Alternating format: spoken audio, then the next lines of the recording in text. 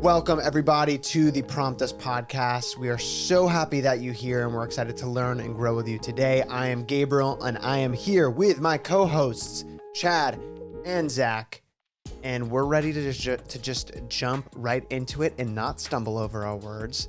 And today, Chad has a prompt for us per usual, but today we have no idea. Well, Chad knows what it is, and usually we kind of go into this a little prepared, write down some notes and some thoughts, some good little golden nuggets. Zach and I have zero clue what this prompt is, and Chad's just going to spring it on us, and hopefully this turns out good. Yep. I mean, I have the one, I chose one, and I'm excited to do this one. Speaking of, the prompt for this episode is, do you believe in the one? Oh, I see what you did there. I'm so sorry. Hilarious. I'm so sorry. Dude, Zach's laugh. He was just trying to be kind.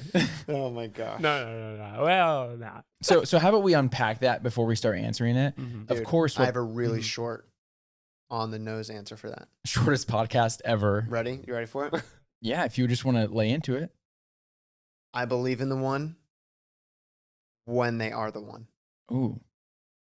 I believe. Like, you know what I mean? Dude, I feel like I just spit some heat right there, and the podcast is over. Bro. What, like a minute in? Let's go. So you know how we have this soundboard where we can put different sounds on it?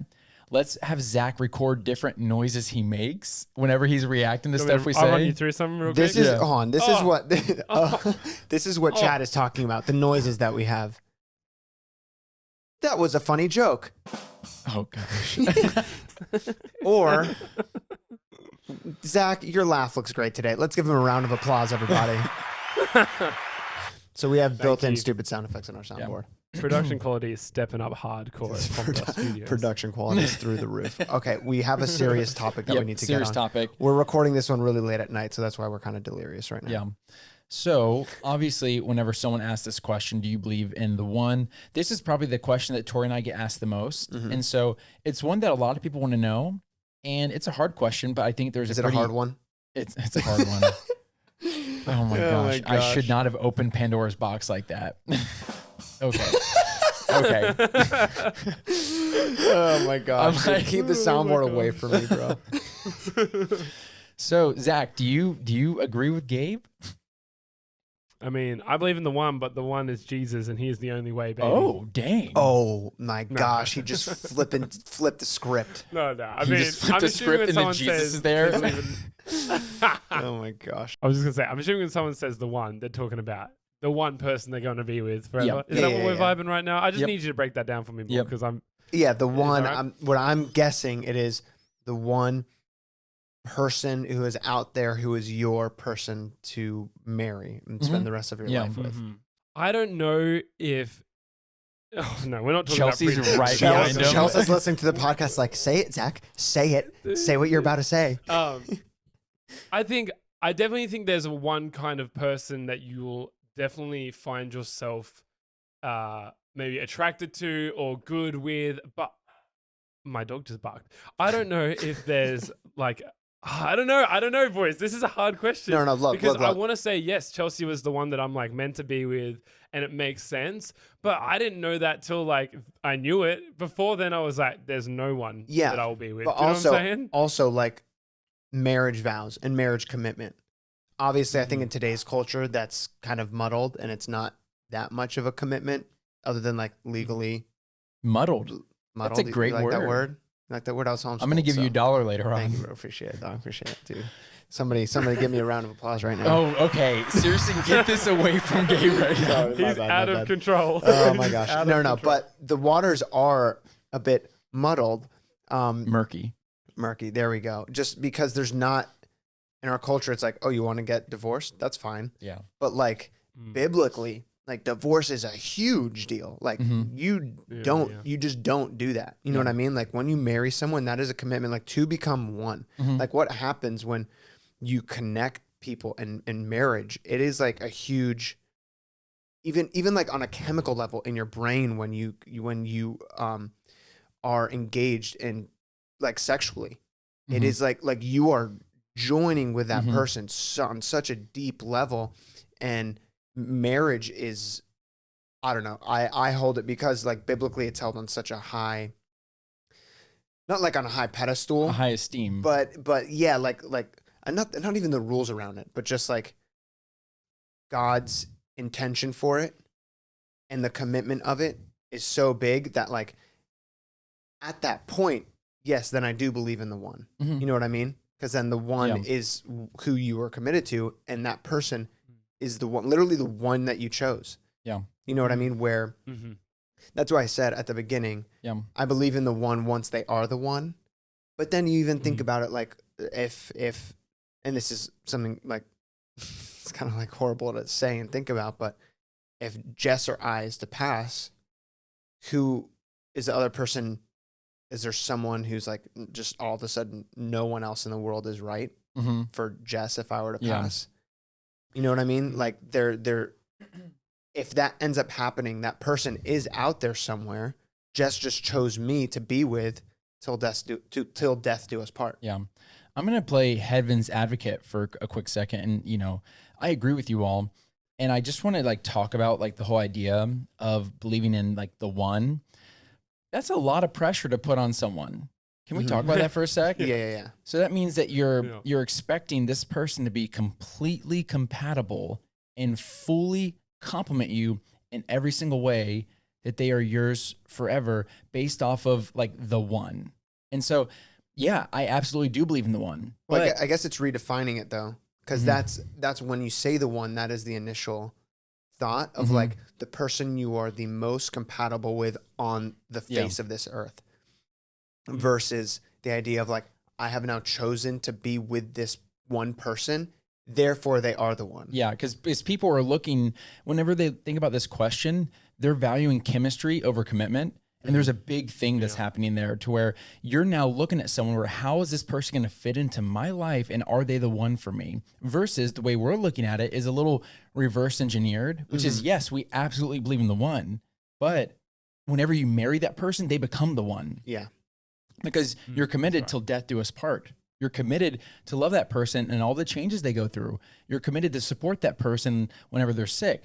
You're committed to helping provide for that person if they go through a job loss. You're committed to that person no matter what. And that person becomes the one. But I think there's just such a big pressure that's put on like this person I need to be in perfect romantic chemistry, sexual intimacy, and like mental agreement with everything about this person. And like, well, like, yeah, when you commit to that person, they do become the one. But it's just like, if you're running around, I mean, like you can, you know, I'm not advising this, but you can go marry that next person you see. And if you're walking with a certain view of marriage, that person is now the one, is what you're saying. Essentially, yeah, but like obviously You don't want to make just a good go- choice. Don't you do want to make a good choice. Yeah. But Yeah. you don't have to have the pressure of unpacking every person's little details, because I love this book called The Meaning of Marriage, where if you are wondering about this topic, go check out The Meaning of Marriage. It's a tough book to read in some ways because it really challenges you. But one of the things I love about it is that it could have been, I don't know, it was an early chapter in the book, like chapter 2 or something like that, where it says you never marry the right person.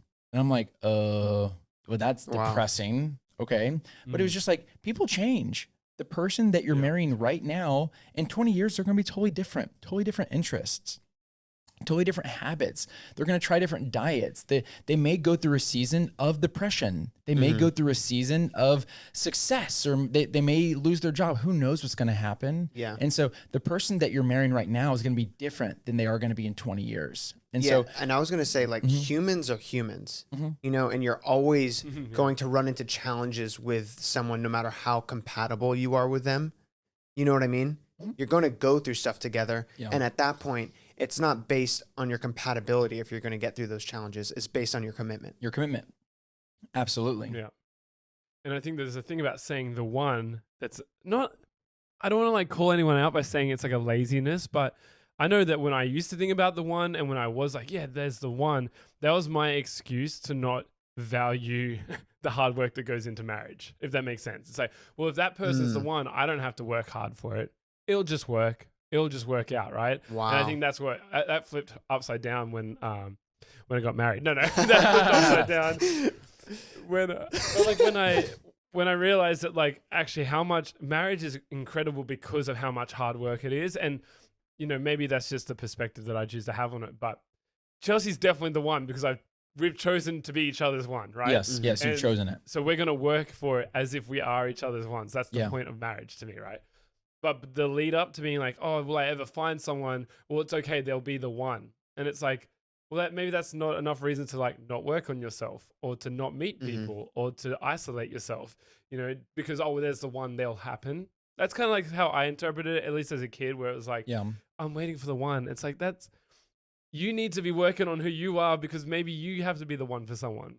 Yep. Yeah, I don't know. It's I a get very jacked about it. I mean, it's a very like fantastical idea. Is that a word?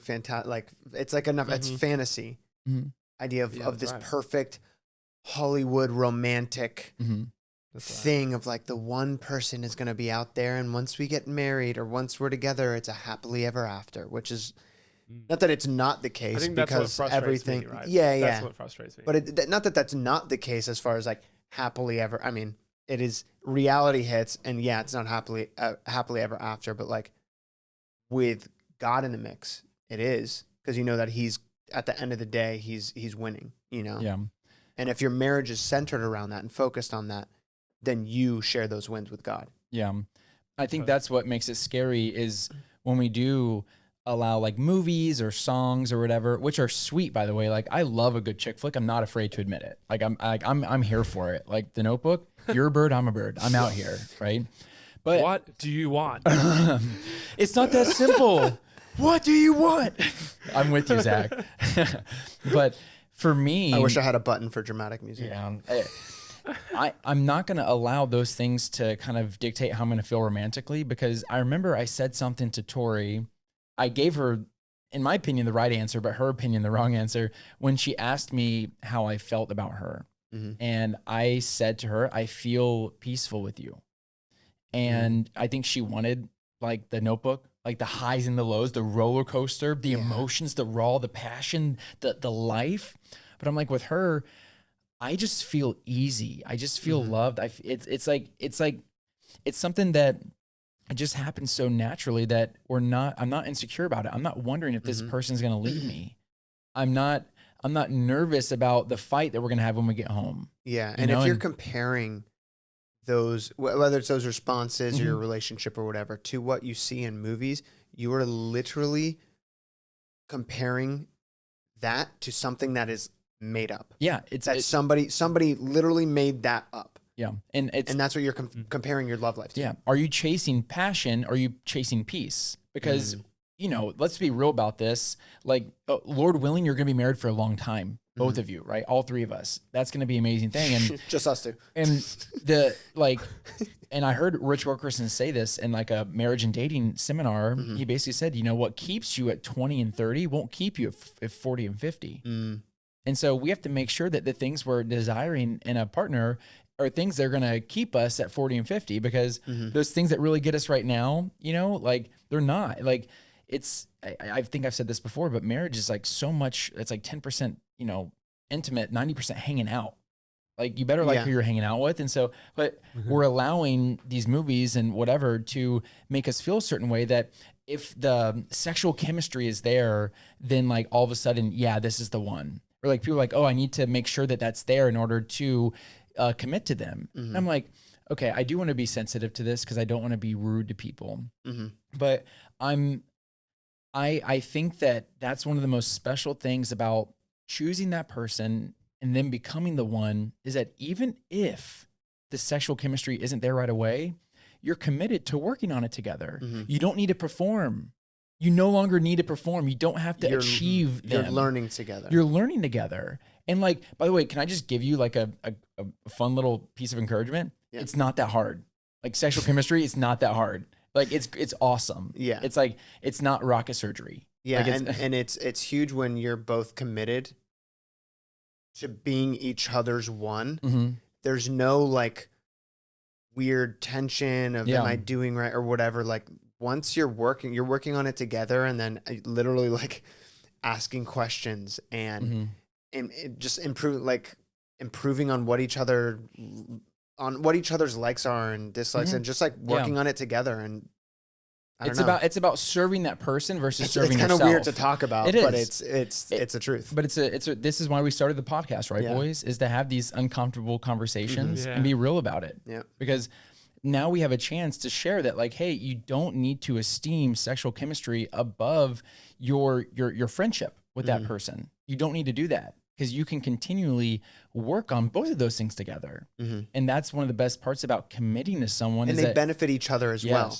Like later on, when you're actually just hanging out, you're joking about what happened earlier. Yeah. Or what happened last night. You know what I mean? Like it's all your relationship is growing and all the things are benefiting each other, you know? Yeah. And when you become better friends as a couple, like that is going to benefit your sex life because you're going to feel that connection even stronger. Yeah. Yeah. And I think that's why I tend to come back to this thing. Are you chasing passion or peace? Because when it comes to a relationship, there's a few things that we can look for. Sorry, boys. That gets you going? That Pellegrino? That Pellegrino, I have to burp, but we'll be right back after this break. After this burp, you mean? So I feel like there's a few different directions that we can go in when it comes to pursuing somebody. And this is going to kind of knock on the piece of like the whole sexual chemistry, but it's going to build off of that, where it's like we can chase something that's novel and new, or we can chase something that is just it's familiar and it gives us peace. Because what happens with novelty, when there's something new that comes across our plate, it's exciting. When you meet someone new and you're hearing their stories, like, oh, that's exciting. But after you've heard them all, now they're just a friend. You know what I mean? And so they become less exciting, because if you're putting your weight in the stories that they're sharing or their experiences or what they offer to your life, then yeah, that's exciting right now. And if we're looking at a relationship based off of our ego versus, like, imagine this, imagine that you are with somebody, you're just starting to date them, and then you hold hands for the first time. That's a pretty good feeling. Do you guys remember holding hands with your girls the first time? Game over. It was the best. Does it feel the same now as it did back then? It's different. It's different. How's it different? The excitement of it isn't the same because you're familiar with it, but the familiarity of it is magical. It's being magical. able to just like understand that person. Wow. It's absolutely magical. Yeah, totally. And so for me, by the way, that was like, I almost felt like that was scripted, right? That almost felt scripted because quote me. That was so. Post it on IG. That was so perfect for what I'm trying to say is where you can chase the novel new, where there's always something new, where you always feel that spark of electricity, that spark of excitement. But what that spark of excitement is telling you is, oh, I got this person interested in me. And now there's a performance involved. Or it's like, how can I keep them interested in me? It's the game. It's the game. And the thing is the game, and what we have to be careful of is it plays tricks with your brain. And you start desiring things that actually probably aren't very healthy for you. But it's almost like when someone says, hey, don't look. What are you going to do? You're going to look. Yeah. 100% you're going to look, right? Yeah. And so there's this thing that happens to our brain where it's just like, what? You know? And so we need to be careful to not let that happen in our relationships, where we start pursuing that ego in us, where like, I can get this person interested in me because I can benefit from them, versus how can I get into a loving friendship relationship with this person? And now we have this peace within each other, where it's no longer chasing highs and lows. Now it's nice. Honestly, it's like, imagine like the stock market is just going straight up like this. It's like a slow growth, but it's so much more healthy. Yeah. And you do have those lows, you know, you do have the little dips and the valleys that you need to work through, but your ultimate trajectory is up. Yeah. You know, as you work with each other. Yeah. It's interesting listening to you guys talk about it, because it's almost like when we say the one, it's meant to be this deep, overwhelming sense of this person is the one, but like what the world and what media and everything has done not to become a Joe Rogan podcast real quick, but what like the world and everything has done to it is like, oh, the one is now just like the tip of the iceberg. And I think that's the trap. You know, everything you're saying, Chad, is like to actually uncover someone who is the one. Yeah, that's such a good analogy. An immense amount of upward work, right? Where it's like, but when we talk about the one, like, do you think the one exists?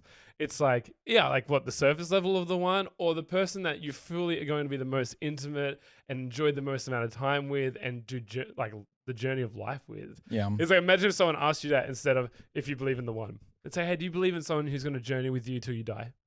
That's Like, Whoa. it's That such sounds a pretty different nice. like question to ask yourself, but that's what messed me up about what you were saying, because I was like, dang, like this whole time I consider the one as like a showpiece thing. Like, Yeah. you know what I mean? Like, oh, I got Chelsea and I, we're the one together. Like, it's like, check it out, we nailed it. But there's like so much more work to We go nailed that I it. haven't even like thought about it yet, you know? Yeah. And I think that's one of the most comforting things that I felt with Tori. When I answered that question, I told her I feel peace. A lot of, and I'm just poking fun at her right now, but she was wanting me to kind of give that raw passion of like a public display of love for her. But that's really how I felt. I told her I just feel at home with her. I just feel natural. And I didn't feel like I needed to perform. Where I had been in a previous relationship where it was about like how big of a Christmas gift or how can I do something to kind of earn her love.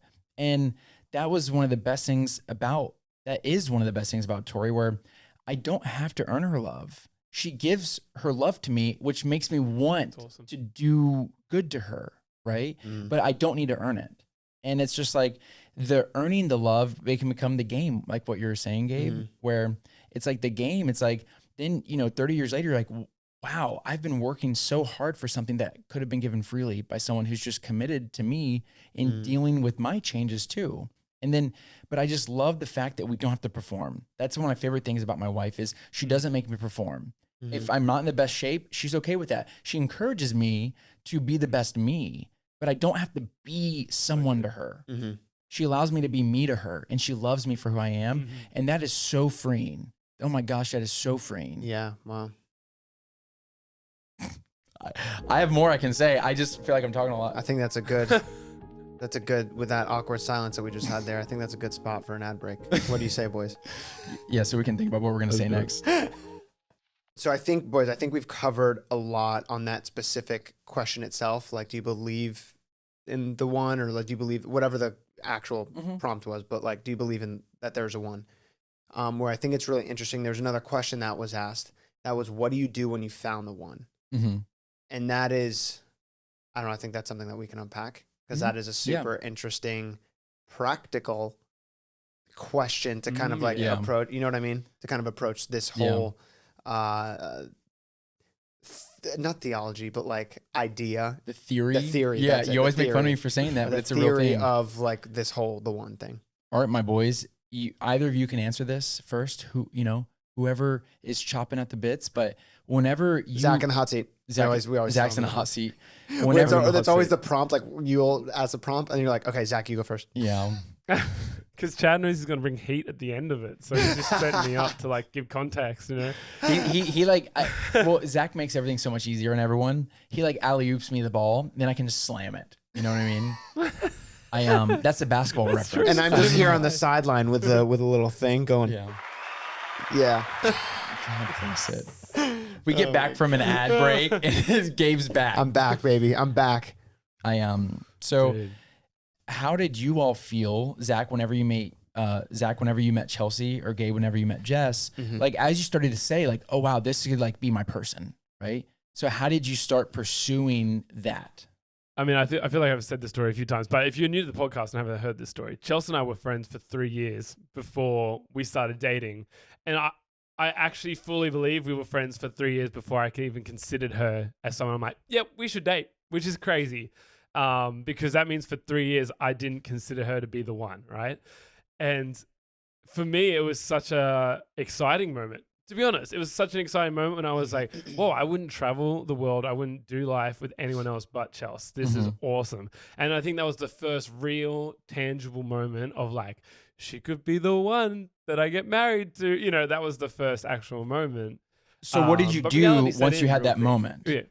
Yeah. So I was asking, what did you do? The second you had that kind of like moment of like, oh wow, she could be the one, what were your next steps? I mean, to be honest, I just had to tell her, right? Wait, did you just come out and say? You just went up straight to her face and just were like, I girl, was like, I think you're 'cause fine. This is where I had nowhere to live, right? So I was like couch surfing, and I was sleeping on her couch. And so we had dinner, and we actually went and saw a movie that night. And I was like, yo, like, you need to know that this is where my head's at, and it's okay if that's not okay, because, you know, if you've liked me for this long, you've been waiting for me or whatever it is, right? I think my situation's very, like, different. I'm sure the person asking was like, I know who the one is, but they don't know that they're the one, kind of thing. You were But just staying on friends' when I- couches during this time. Specifically yeah, so, Chelsea's. Like, I would Specifically. shout out to Chelsea's parents who just, like, let me crash on their couch. It was the spare room That's downstairs. crazy. Her Like, parents just let you hang. yeah, like, they were just happy. I don't know if they just didn't understand. Like, I was the first guy that Chelsea brought home, and they're like, Oh. but we weren't, like, together. Do you know what I'm saying? So I Oh. think that her parents were just like, what is going on? Like, why is he sleeping on the couch? Dude, that's wild. I didn't even know that you. Wow.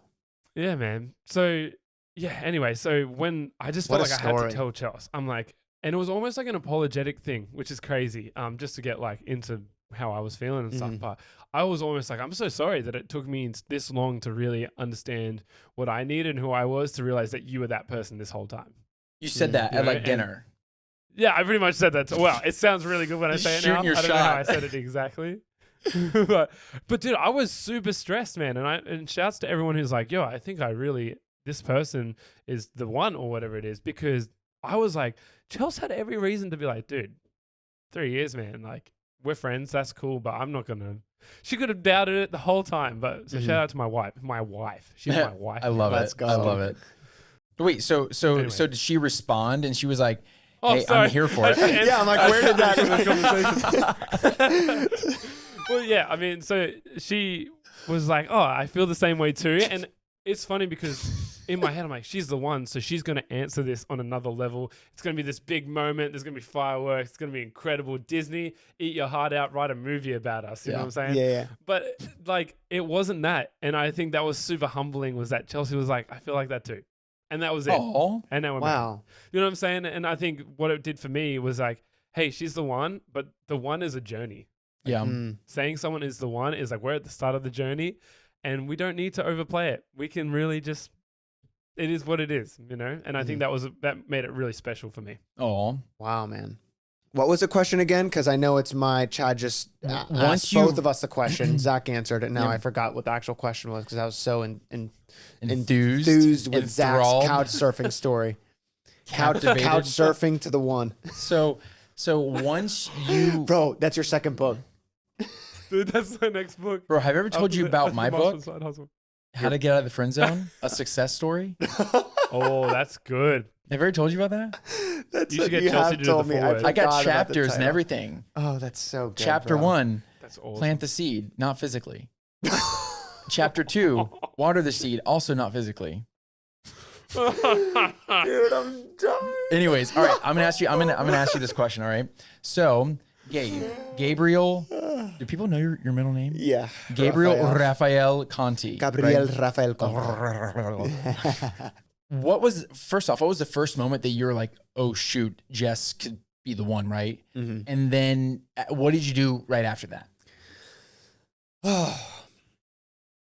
I mean, I was like so single at the time. Wait, describe that. Unpack so single. I mean, I was in LA and I was just at a point where I was like, I'm not going to find a girl in LA, but this is where I am. Yeah, So super single. you got to pull one through and some random. So then Jess came into the picture from Australia and I was like, okay, she's not from here. I mean, that wasn't the criteria. Yeah. I was open to whatever. But like when the time came to meeting her, I was just really intentional with the conversations that I was having with her because I knew, based off of previous experiences and then just what I was looking for, I knew what the red flags were and I knew what the boxes that need to be checked were in the person that I would want to spend the rest of my life with, raise a family with, have kids with, travel with, you know, whatever, all the things. Yeah. And through, it was through just conversing with Jess, just becoming friends with her and getting to know her and understanding, you know, her story and what she's been through and understanding each other's baggage and what our vision was for the future and making sure we had the same purpose in common. That's huge. If you don't have the same purpose in common with your spouse or your partner, Yeah. like that's going to be so difficult to, you know, you need to be purpose driven in the same direction, moving the same way. Yeah. Anyway, that's it's aside. hard. It's hard to get to the same location when you're running different directions. So, Dude, preach. Chad Another likes this, everybody. one-liner from Chad. The quotes. keep going. You're like, shut up. Look at us. Who would have thought? Not me. Anyway, Can we get Paul Rudd on the podcast? bro, please. Please. Oh Paul my Rudd seems like the gosh. nicest guy you could ever meet. Oh, he seems like a G. Anyway, what was I even talking You're about? talking about you just had these conversations with Jess. You just Yeah, so basically, yeah. Okay, so basically just like having all these conversations with her, just chatting with her and understanding each other. And the more conversations we had, the more we spent time together and the more we understood that we were aligned and on the same page, the more of that, like, I guess the one bar that needed to be filled was like, you know, she answered this question, not like answered this question correctly, like game show, but literally like in this conversation, in this conversation / set of experience that I just had with her, I realized, oh, I can earn her trust and she values my opinion on things. Because I shared with her a previous experience with like my partner's ex-boyfriend. And there was a situation with her where I kind of shared that with her and my opinions on it. And she like did everything opposite of what my ex did. So I could know that I could trust her and my opinion was valued in that situation. Yeah. So I knew like those were huge, like 20% of that bar is filled because I know she actually has my feelings and my emotions in my your heart. best Like, interest in mind. Yeah. She actually valued me. And that was huge. So things like that where these like, and we did it in a really like quick period of time. Like by the time we started dating was 3 weeks. Yeah. And from meeting to that 3-week period, we had so many deep conversations and understanding each other. And then obviously you grow together after that. But by that point I was like, okay, I can really see myself marrying this person and having a solid future with them. So let's see where this goes. And I think God put this person here for a reason. So, But there was a lot of homework on the front end yeah. to make sure that I wasn't wasting my time, wasn't wasting her time, wasn't breaking my heart, and wasn't breaking her heart. That's really cool that you did all that. So once you really were like, yeah, this is pretty awesome. Did you have a conversation with her? Like, Zach, did you just lay it all out there like he did? Or like, what did you do? So I was in New Orleans filming. I was on set in New Orleans for a show that I was doing. And we were on FaceTime every night while I was in New Orleans. Yeah. And when I was there, I like really nervously asked her on a date for when I got back over FaceTime. Oh. She says that I didn't really even ask her. Yeah. Because I was like beating around the bush. But yeah, I asked her out on a date over FaceTime for when I got back to LA because that's where she was. And then we had like another, probably 5 more days to spend time together once I got back before she left to Australia. And that's when you started pursuing her for marriage. Yeah. I mean, from day one of dating, I was like, okay, this is either going to end with us breaking up or it's going to end with us getting married. Yeah.